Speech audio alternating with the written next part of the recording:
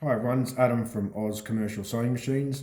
I'm sitting at an industrial overlocker. We've broken a needle, so we're going to do a video on just how to replace your needles correctly. Because one needle broke, it's best to replace both of them. The other one could have suffered a bit of trauma, so it's best to get rid of both. Because an industrial overlocker has a round top, it's really important how the needle's orientated. You need this long thread groove here to be at the front.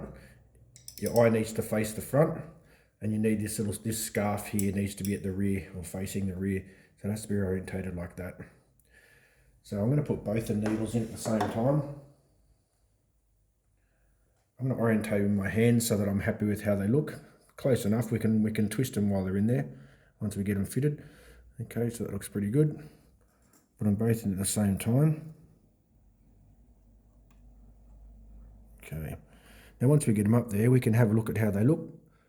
Now remember that with pretty much all overlockers, the right needle is always a bit lower, and that's to allow, because the needle bar's ascending, when the lower loop is coming through, it gives the looper time to catch the second needle. So it's always so. If your needles are level, it means something's not right. So you can actually see that they're actually orientated quite well. So I'm going to nip them up there.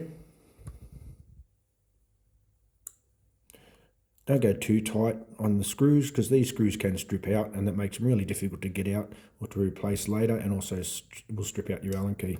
So double check them. Okay, they look good. So we're going to go ahead now. We've got our thread up here. We're going to go ahead and thread them up, and we're back on track. Cheers, guys.